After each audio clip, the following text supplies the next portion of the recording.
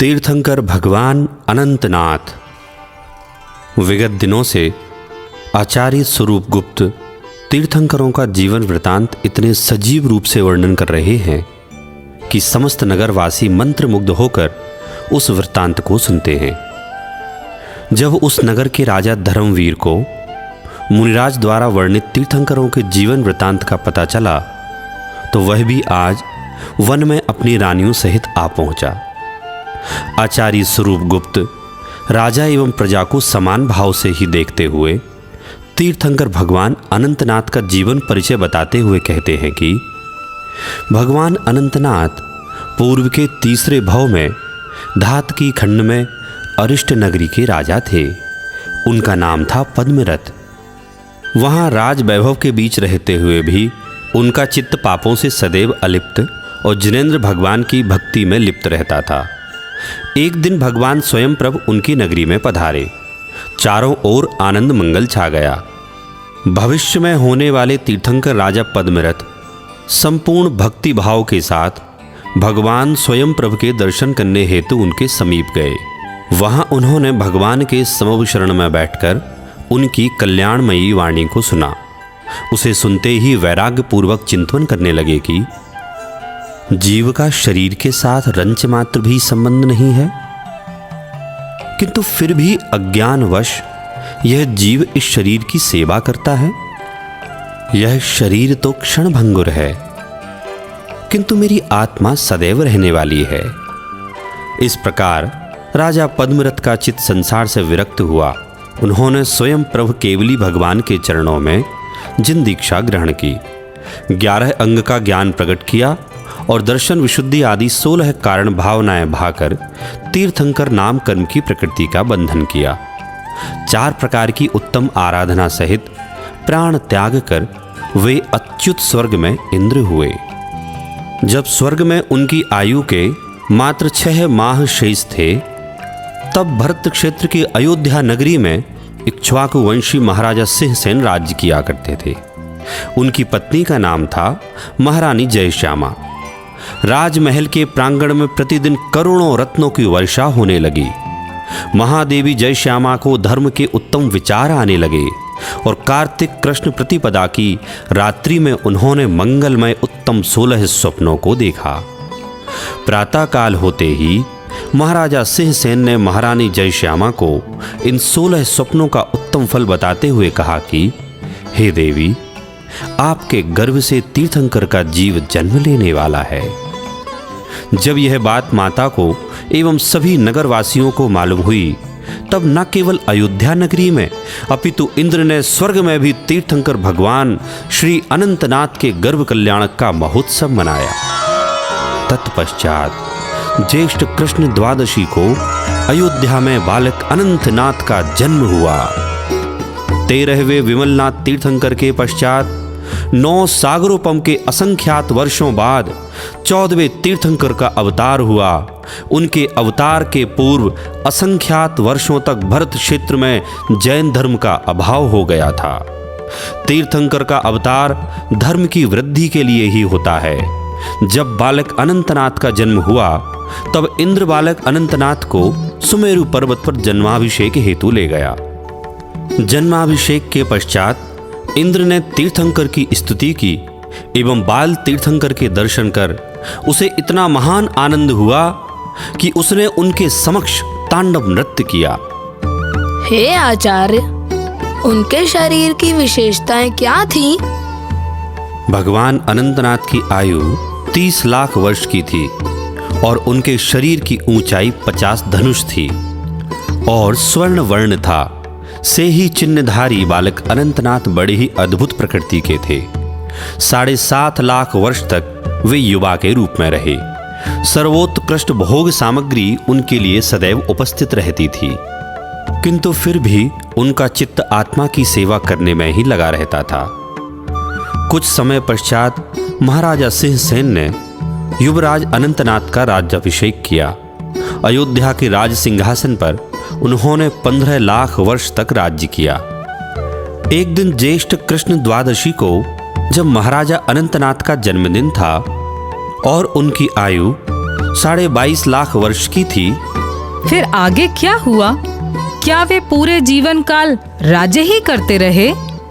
नहीं, तीर्थंकर कभी भी जीवन काल राज्य नहीं करते हैं। जन्मदिन के एक दिन पूर्व समस्त नगरी अद्भुत श्रृंगार से शोभायमान हो रही थी। महाराजा अनंतनाथ राजमहल की छत से उस दिव्य शोभा का अवलोकन कर रहे थे।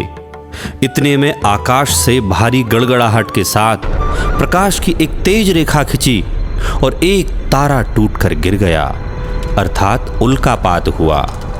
उसे देखते ही महाराजा अनंतनाथ के चित्त में वैराग्य की चमक के साथ स्वपर की चेतना जागृत हुई। उन्हें पूर्व भव का जाति स्मरण हुआ और वैराग्य पूर्वक चिंतन करने लगे कि अरे, जिस प्रकार उल्का क्षण भंगुर है, उसी प्रकार राग आदि समस्त विभाव, यह राज्य संपदा, समस्त भोग, समस्त संयोग, यह भी क्षण भंगुर हैं। यह कोई भी सदा काल के लिए स्थिर रहने वाले नहीं हैं। मात्र आत्मा का स्वभाव ही सदैव स्थिर रहने वाला है। अतः इस संसार में और काल रहना उचित नहीं है। महाराजा के दीक्षा संबंधी निर्णय से चहुं ओर प्रजाजनों का चित्त महाराज के विरह की कल्पना से अति व्याकुल था। देवगण भी दीक्षा महोत्सव मनाने आ पहुंचे।